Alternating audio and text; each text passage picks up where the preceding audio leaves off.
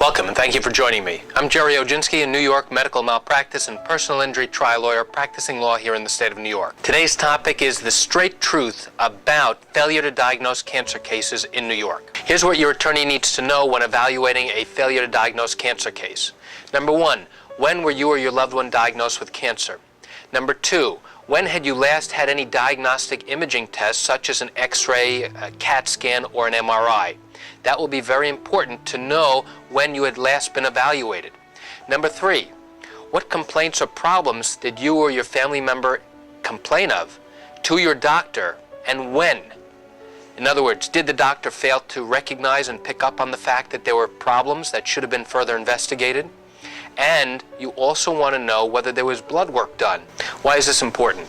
It's important because the attorney must now put the pieces of the puzzle together to find out a number of things.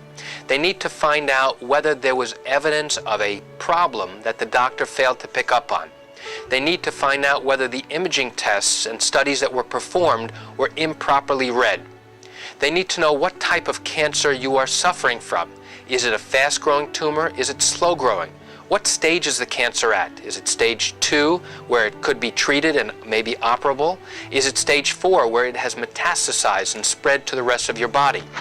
What is your prognosis? What is the likelihood that you will get better? What type of treatment are you receiving? Are you getting chemotherapy? Are you getting radiation therapy?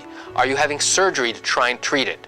The question always that an attorney needs to know when evaluating a failure to diagnose cancer case is, if the condition had been detected when there was evidence of it a year or two or maybe even earlier, what stage would it have been in at that time? And what treatment would you have been eligible for and been able to receive if it had been detected a year or two earlier? If you suspect that you or your loved one have been a victim of a failure to diagnose cancer, the best person for you to speak to would be your treating oncologist.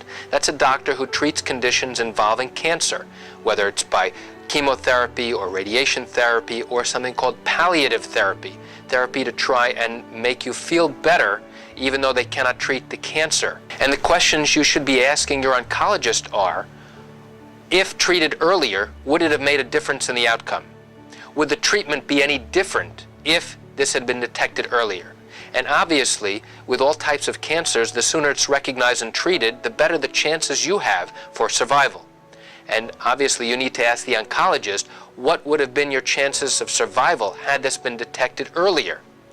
And you want to know what the recurrence rates are, so that even if it was detected years earlier and treated years earlier, what is the chance that this tumor could come back at a later time? And with that information, you will be better informed and better able to discuss with the attorney whether or not you have a possible valid case.